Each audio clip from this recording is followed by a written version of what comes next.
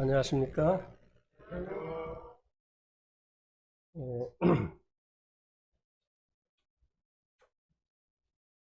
오늘 말씀은 에베소서 5장 25절에서 31절까지입니다.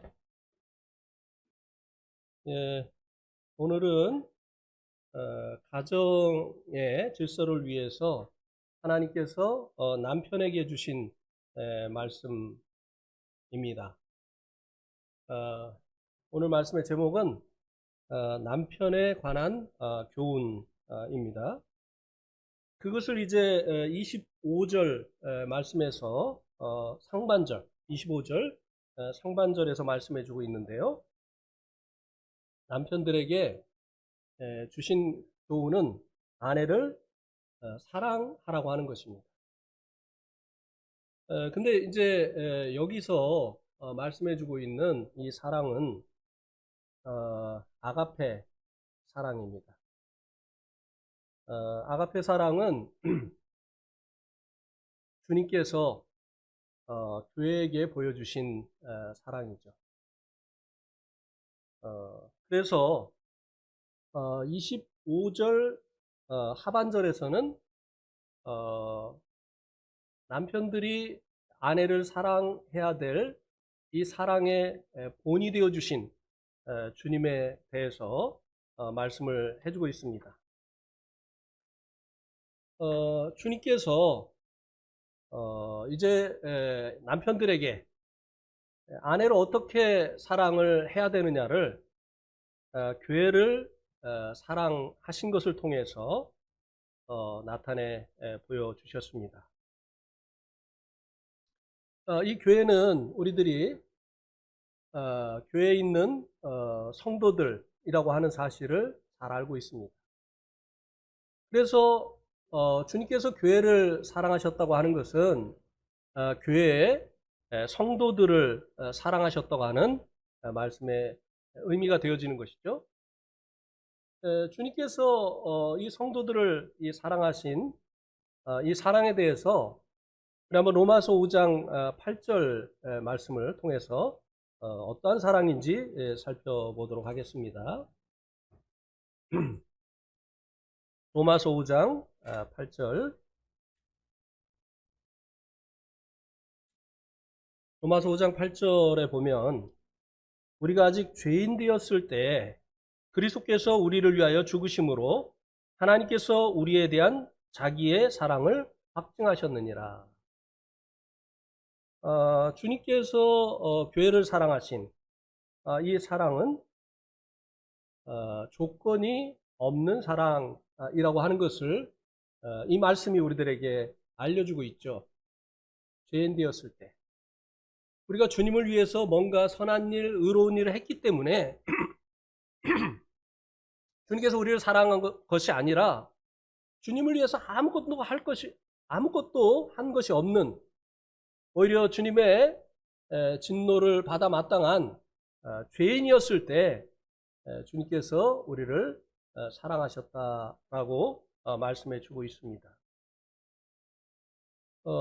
그래서 주님께서 보여주신 사랑은 조건이 없는 무조건적인 사랑이라고 하는 것입니다.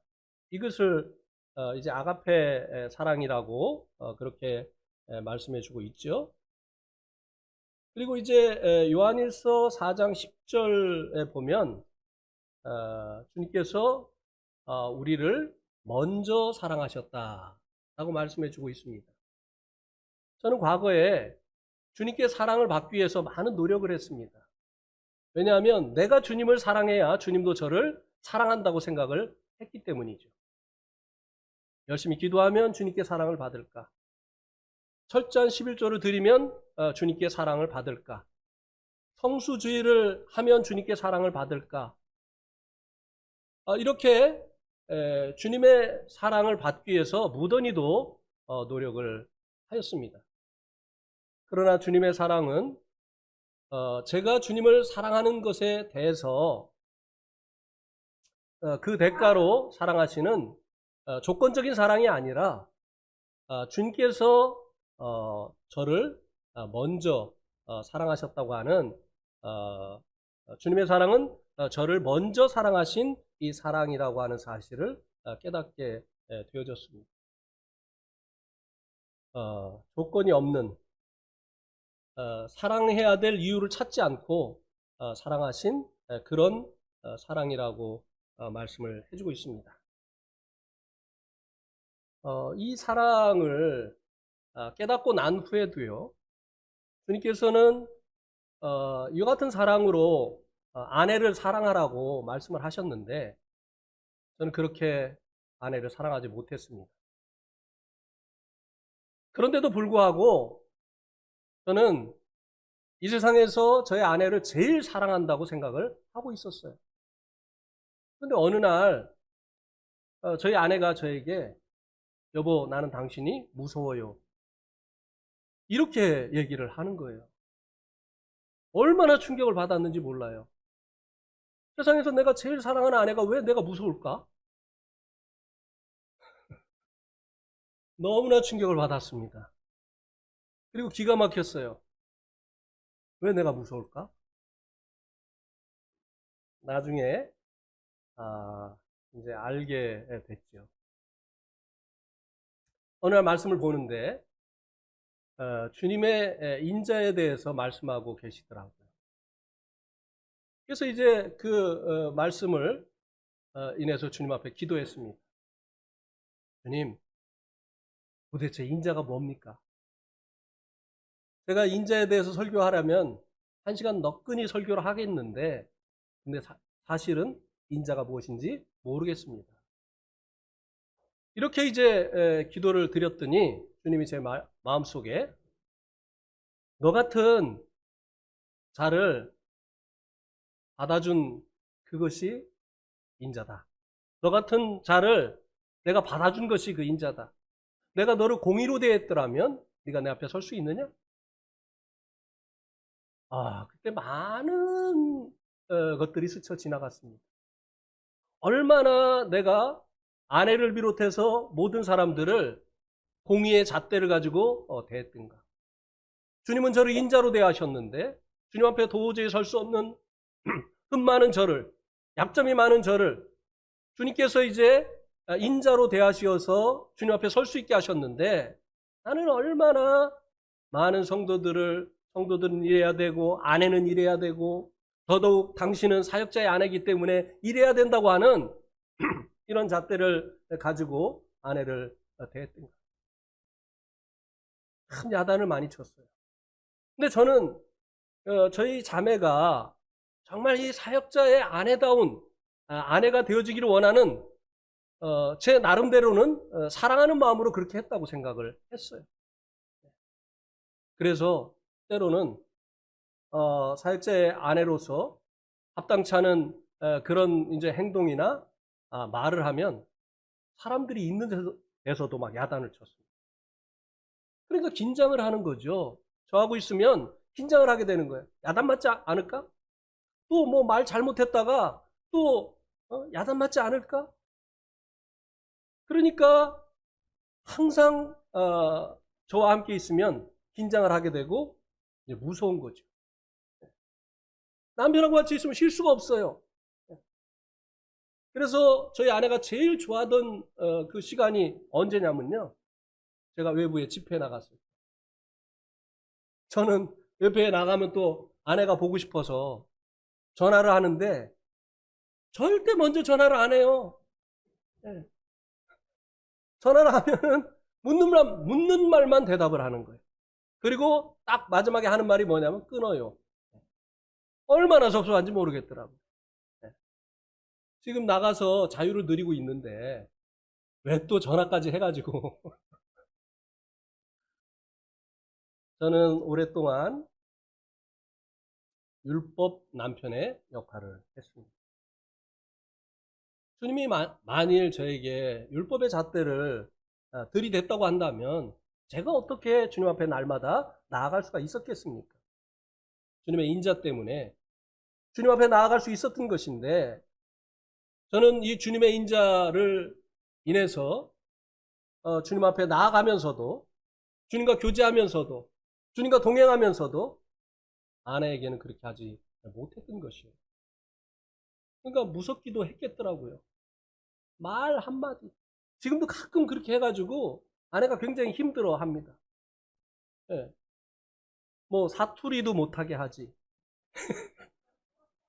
뭐 좀 제가 거슬리는 말 하면 왜 그거를 그렇게 표현을 하느냐고 이렇게 하죠. 말을 편히 할 수 있습니까? 행동을 편히 할 수 있습니까? 예, 제가 그렇게 했었던 것을 지금 얘기하면 1시간 동안 그 얘기만 해도 예, 시간이 부족할 겁니다.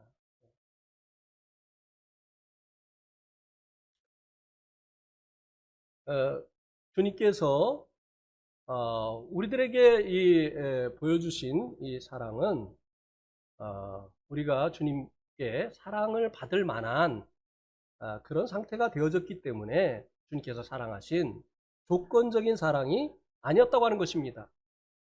남편들이 아내에게 베풀어야 되는 이 사랑, 그것도 이렇게 조건 없는 무조건적인 사랑이라고 하는 것입니다. 이제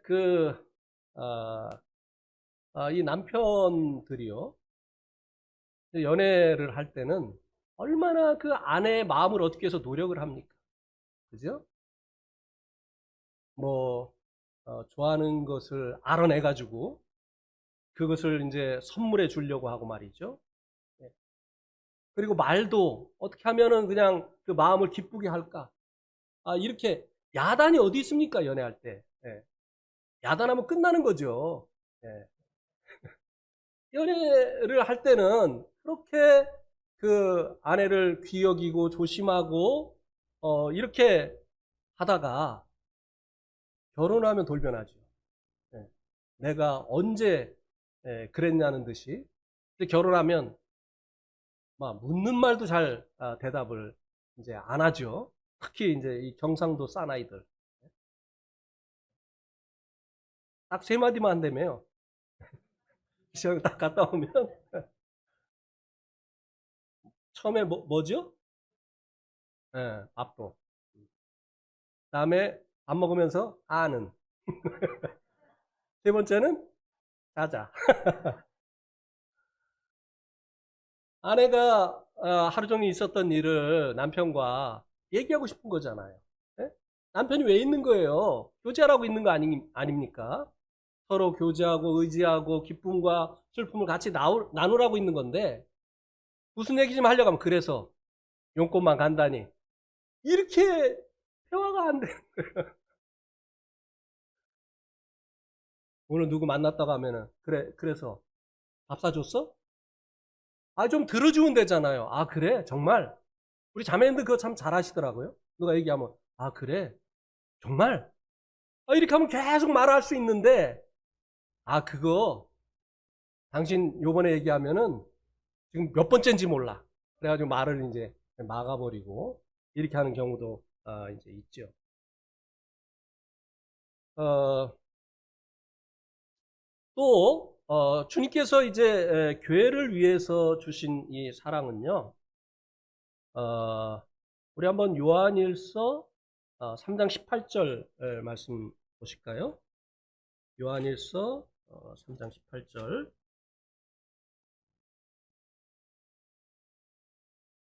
지난 주일날 자매님들, 아내들에게 말씀을 할 때는 형제님들 얼굴이 굉장히 밝았어요. 네, 그래, 순종해야지. 네. 요한일서 3장 18절에 보면 자녀들아 우리가 말과 혀로만 사랑하지 말고 행함과 진실함으로 하자. 주님께서 부탁하신 이 사랑은 실천적인 사랑이라고 하는 것입니다. 말만 하고 행동이 따라오지 않는 이런 경우에 참 실망스럽잖아요. 말은 아주 그냥 거창하게 했는데 그 말로 끝나버리는 이런 경우에 기대를 하고 있다가 이제 기대가 큰 만큼 실망을 하게 됩니다. 그래서 주님께서 성도들에게 하라고 하신 이 사랑은 말과 혀로만 하는 사랑이 아니라 행함과 진실함으로 실천하는 사랑이라고 하는 것입니다. 남편이 아내에게 해야 될 이 사랑도 이 실천적인 사랑이라고 하는 거죠.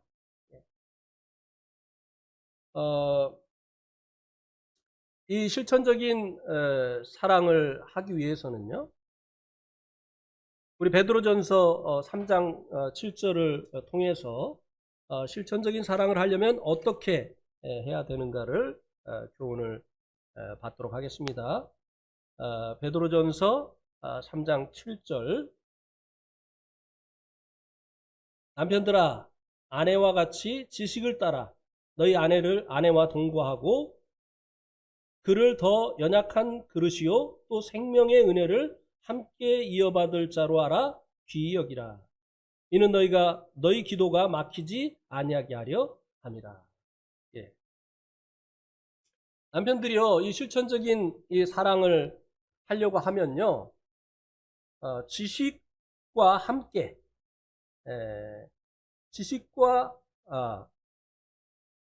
지식을 따라 너희 아내와 동거하라고 말씀해주고 있습니다. 이게 무슨 말이냐면요, 아내를 사랑하려면 아내를 알아야 된다고 하는 것입니다. 예. 아내가 뭘 좋아하는지 알아야지 아내를 기쁘게 할 수가 있죠. 그죠? 아내는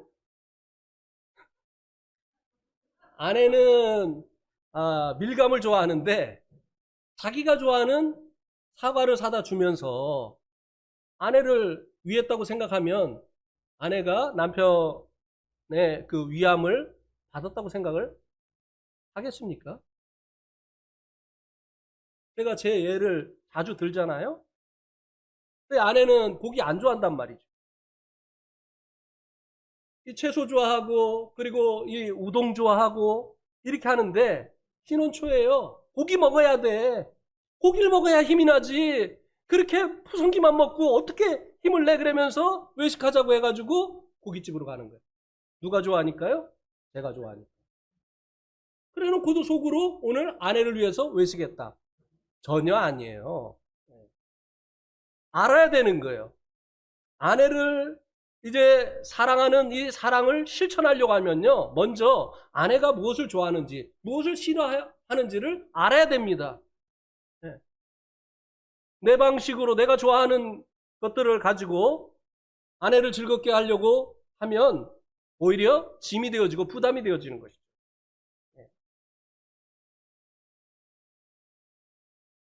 어떤 사람이요,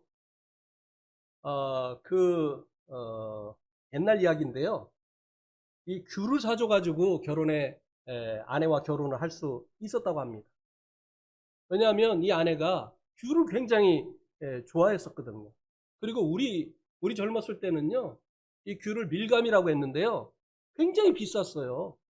아무나 이 밀감을 먹을 수가 없었어요. 그런데 이 아내가 이 귀한 밀감, 또 자기가 좋아하는 이 밀감을 사주니까 이제 마음이 그 사람에게 이제 넘어갔던 거죠. 야, 자기가 아내가 밀감을 좋아하는데 결혼하고 나서는 생전 안 사주는 거예요. 그리고 맨날 잔소리만 하고. 그러니 이제 살다 성격이 안 맞아가지고 도저히 더 못 살겠다고 생각을 하고 이혼을 하려고 생각을 했는데 이혼을 하기로 했어요.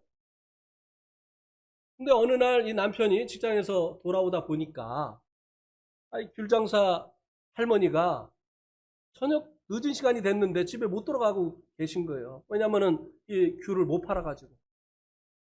그래가지고 이제 할머니를 보면서 어머니 생각이 나가지고 귤을 많이 산 거예요. 예. 그래가지고 이제 집에 들어가가지고 테이블에다 올려놓고 자기는 샤워하러 들어갔어요. 근데 아내가 나와서 보니까 남편이 변한 거예요. 예? 자기가 좋아하는 귤을 또 사오기 시작한 거예요. 그래서 이혼을 안 했다고 하는 거 아니에요? 예. 아내를 사랑하기 위해서 먼저 아내가 좋아하는 것이 무엇인지, 싫어하는 것이 무엇인지 알아야 됩니다. 예. 근데 이 아내들은요, 밥을 할 때도요, 남편이 좋아하는 걸 하려고 합니다. 또 남편 생일날을 얼마나 챙깁니까? 생일 잔치까지 해주잖아요. 그죠? 예. 아내들은 남편의 생일도 챙기고 밥할 때마다 남편이 좋아하는 것을 하려고 그렇게 노력을 하고 그랬는데, 이 남편들은요, 무심해가지고 아내 생일도 잊어버리고, 뭐 식당 가서 뭐 먹자고 하면 자기 뭐 먹고 싶은 거 하는 그런 식당으로 가고, 이렇게 하죠. 아내들하고 이제 대화를 하다가, 이런 말을 하지 마세요. 형제님들, 남편들이요. 아내를 다른 사람하고 비교하지 마세요. 네. 특히 밥을 먹다가 반찬이 마음에 안 들을 때, 우리 엄마는 이렇게 안 하는데, 네. 이게 반찬이라고 했어? 이렇게 다른 사람하고 비교하지 마세요. 그러면 그때부터 아내는, 그럼 왜 나하고 결혼했어? 엄마하고 계속 살지. 예. 또, 교회의 어떤 자매님하고, 비교하지 마세요. 어떤 자매님은 말도 참 그렇게 품위 있게 하고, 근데 당신은 이 말이, 이렇게 하지 마세요. 예? 그러면은 그거 좋게 받아들이지 않습니다. 아내를 있는 모습 그대로 일단은 받으셔야 됩니다. 받지 못하고 계속 잔소리하고 고치려고 하고 이렇게 하면 아내는 쉬지 못하는 거예요. 점점 남편과 거리가 멀어지게 하는 것입니다. 일단은 주님께서 우리를 있는 모습 그대로 받아주신 것처럼 아내를 그 모습 그대로 마음에 받을 수 있어야 된다고 하는 것입니다. 하나님께서 우리를 오죽 잘 아시고 그 아내를 우리의 아내로 연결시켜 주셨겠느냐고 하는 것입니다. 그 다음에 이제 이 사랑을 실천하기 위해서요, 베드로전서 3장 7절에 보면 지식을 따라 아내와 동거하라고 했고요. 그 아내를 귀히 여기라고 했습니다. 아내를 귀히 여기라고 했어요. 귀히 여겨야 될 이유가 두 가지인데요. 하나는 무엇입니까? 연약한 그릇이기 때문에.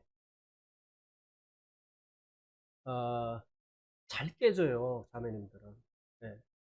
남자보다 이 감정이 아주 뭐죠? 민감합니다. 안 그런 자매님들도 가끔 있어요. 그런데 남자에 비하면 자매님들이 깨진다고 이렇게 표현을 하겠습니다. 잘못 표현했다가는 또 안 되니까. 예. 저희 집에 선물 받은 중국 도자기가 있었어요. 이게 이제 지금은 없어졌는데요. 왜냐하면 요거 깨지기 때문에 조심해서 다뤄야 되잖아요. 그래가지고 이제 이것을 제가 깨끗이 닦아가지고 이렇게 엎어놨는데, 그 베란다에다가 이제 엎어놨어요. 그러니까 제가 잘못한 거죠. 너무 아슬아슬하게 놓은 거예요. 바로 놔야 그래도 중심을 잡고 있는데 이것을 물을 빠지게 하려고 엎어놨단 말이죠. 그리고 테이블 밑에다 놨어요. 근데 내가 그때 왜 그랬는지 깜빡 잃어버리고 테이블을 움직이다가 이 백자인데 두 개를 그냥 완전히 그냥 깨트려 버렸어요. 확 넘어지니까 그냥 와장창 깨져 버리더라고요. 네. 이것이 귀한 것이지만 연약하기 때문에 조심해서 다뤄야 되는 거죠. 귀히 여겨야 되는 것이죠. 연약하다고 하는 의미가 가치가 없다고 하는 의미가 아니에요. 예. 자매님, 그 아내들은요, 남편에게 정말 귀한 존재예요. 그러나, 육신적인 어떤 그 힘에 있어서도 그렇고, 또 감정, 처리하는 이런 부분에 있어서도 그렇고, 연약하다고 하는 것입니다. 예. 그래서, 조심해서, 아내와 대화를 해야 되고, 또 아내와의 이 동거하는 삶을 살아야 된다고 하는 것입니다. 귀히 여겨야 되는 거예요. 유리를 귀히 조심해서 이제 다뤄야 되는 것처럼 아내를 항상 조심해야 된다고 하는 것입니다. 그런데 어떤 남편들은 마치 그 도자기를 깨트리는 것처럼 아내에게 구타를 하는 남편이죠. 이거는 사랑을 실천하는 것이 아니죠. 구타뿐만입니까?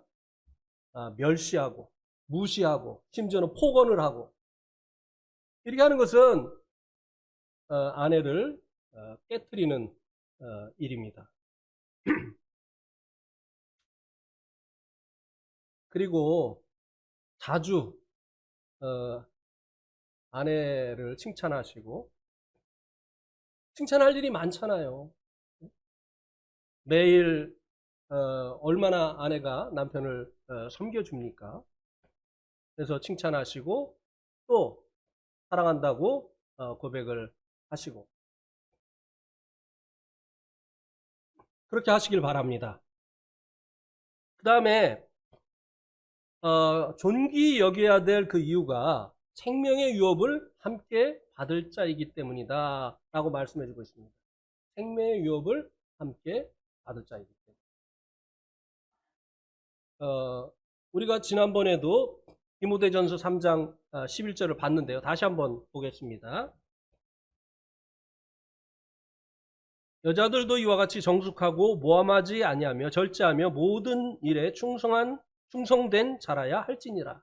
여기 여자들은 여자 집사의 자격, 여자 장로의 자격을 말해주는 것이 아니라 여자 그 장로 집사들의 아내들도 이와 같아야 된다. 왜냐하면 이제 이 부부는 둘이 아니고 하나이기 때문이에요. 그래서 교회에 장로로 기혼자가 세워질 때 그 장로 자신만 영적으로 성숙하다고 해서 세워지는 것이 아닙니다.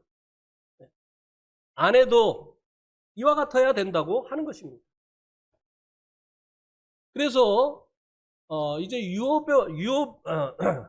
생명 유업을 함께 받는다고 말씀해주고 있는데요. 이 부부는 이제 하나님 앞에 섰을 때 하나님께 그 상급을 함께 받는다고 하는 것이에요. 그래서 이 아내를 귀히 여겨야 된다고 하는 것입니다. 한 번은요, 어떤 형제님이 저하고 이제 네팔에 있을 때 통화를 하면서 형님, 자매님 참 건강하셔야 돼요. 그래, 건강해야지. 근데 왜? 네팔 선교의 절반은 자매님이 하시잖아요. 제가 동의를 했겠습니까? 네? 동의가 잘 안 되더라고요. 그런데 자매가 아파가지고 한국에 들어가 있으니까요. 제가 아무것도 할 수가 없더라고요. 그때 정말 절반이 아니라 절반 이상을 하는구나. 그래서 알았습니다. 이 부부는요, 하나예요. 그래서 하나님께서 그 생명의 유업을 함께 받도록 하신다고 하는 것입니다. 그래서 이 아내를 남편들이 존귀히 여겨야 된다고 하는 것입니다.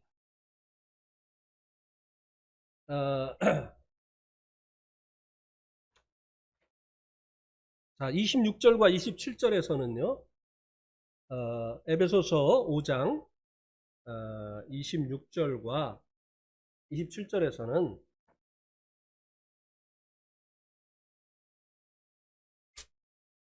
사랑의 목표, 아내 사랑의 목표에 대해서 말씀해 주고 있습니다. 26절에서는 거룩하게 하는 것이 이 사랑을 통해서 그 아내를 거룩해 하게 하는 것, 그것이 이제 남편이 아내를 사랑하는 목표라고 말씀해 주고 있습니다. 27절에서는요, 그 아내가 거룩하고 흠이 없게 되어지는 것.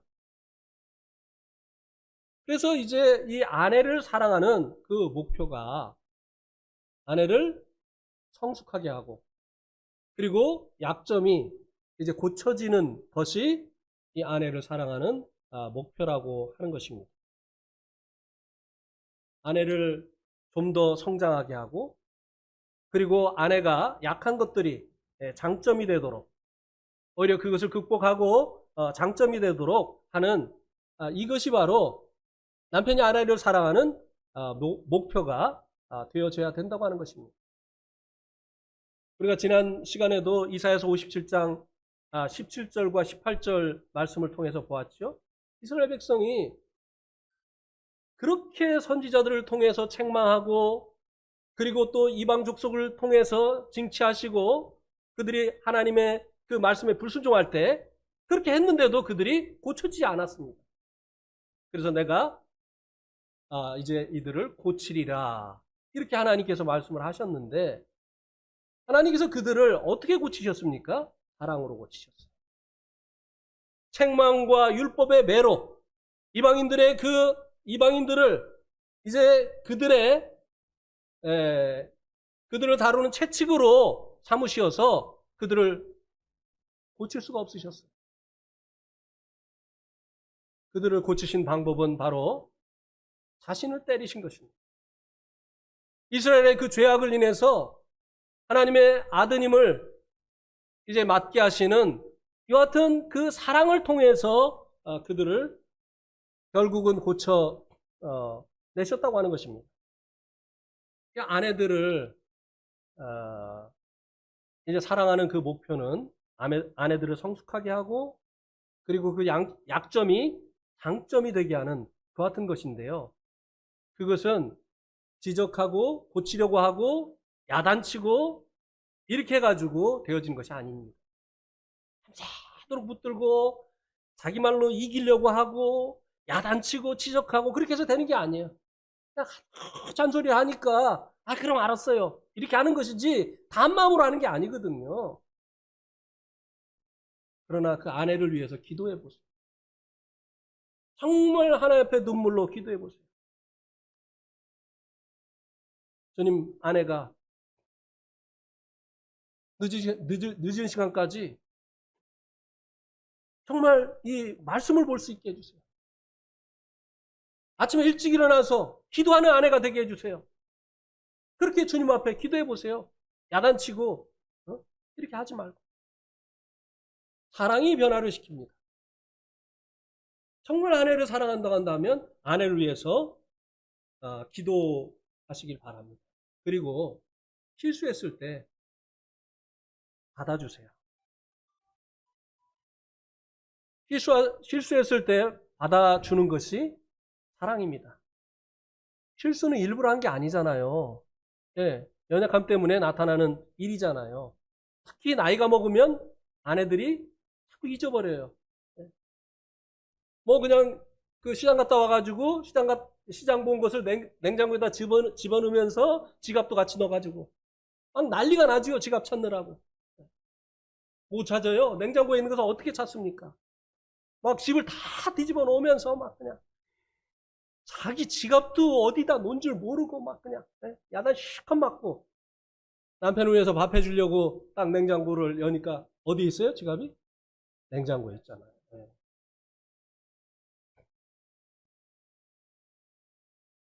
제가 아내에게 사랑한다고 하는 이 말을 정말 듣고 싶었어요. 그래서 아내에게 여보 사랑해, 이 말을 이제 자주 했었거든요. 그러면은 저희 아내는 나도, 아니 나도가 아니라 나도로 끝나요, 항상. 나도. 근데 어느 날 아내가 사랑한다고 저에게 편지를 썼어요. 할렐루야. 네. 언제였었느냐면요. 아내가 공항에서 이제 가방을 잃어버렸거든요. 우리가 이제 네팔에 있을 때. 눈 깜빡할 사이에 가방이 없어져 버리더라고요. 티켓팅을 하고 돌아서서 글쎄 뭐 한 1분? 1분이나 우리가 걸어왔을까요? 그러다 다시 가방을 이제 놓고 온 것을 이제 생각을 하고 갔는데 없어져 버렸어요.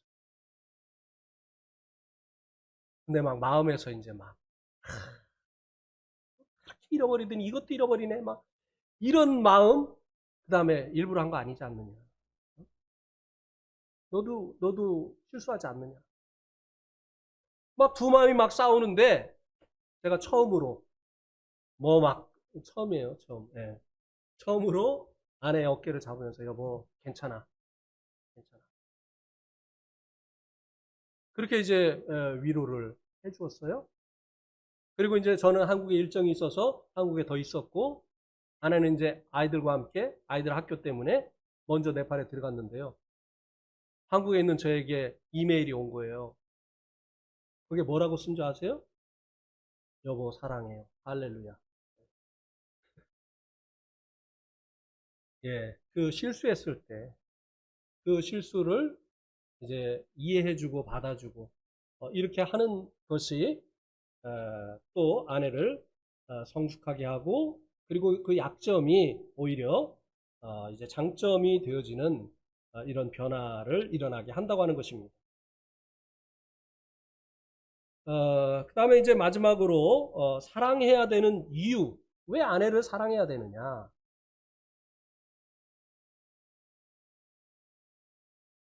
사실 뭐 신혼 때는 사랑하지 말라고 해도 너무 사랑을 해서 문제지요. 근데 시간이 지나면 신비감 다 없어지잖아요. 알 거 다 알게 되어져 가지고 이제 살다 보면 신비감도 없어져요. 그리고 이제 살도 찌죠. 예. 그래서 후덕해지죠. 예. 그리고 이제 아내도 사실 남편이 편하니까 이제 조심하지 않거든요. 예. 그래도 신혼 때와 같지 않다 할지라도 아내를 성경은 사랑하라고 말씀해 주고 있는데요. 그 사랑해야 되는 이유가 무엇이냐? 28절에 나와 있습니다. 이와 같이 남편들도 자기 아내 사랑하기를 자기 자신과 같이 할지니라. 자기 아내를 사랑하는 자는 자기를 사랑하는 것이라. 왜 아내를 사랑해야 되느냐? 그 사랑해야 되는 이유는 이제 아내와 남편은 하나이기 때문이라고 하는 것입니다. 결혼하면 이제 둘이 아니에요. 그를 사랑하는 것이 남편이 아내를 사랑하는 것이 결국은 자기를 사랑하는 것이기 때문이라고 하는 것입니다. 그래서요, 우리 머리가 몸에 더러운 것이 묻으면 어떻게 합니까? 그거는 몸에 묻은 거니까. 머리에 묻은 게 아니니까. 이렇게 하지 않잖아요. 머리가 몸에 더러운 것이 묻으면 씻어 하면서 씻어주죠. 또 몸이 아프면 내가 아픈 거 아니잖아. 머리 아픈 거 아닌데 뭐 배 아픈데. 이렇게 하지 않잖아요. 약 먹여주잖아요. 이렇게 머리와 몸이 하나이기 때문에 머리가 몸을 챙겨주는 것처럼 부부는 이제 둘이 아니고 하나이기 때문에 아내를 사랑을 해야 된다고 하는 것입니다. 그래서 아내를 사랑하는 것은 곧 자기를 사랑하는 것이라고 하는 것입니다. 예, 오늘 말씀 여기까지 드리도록 하겠습니다.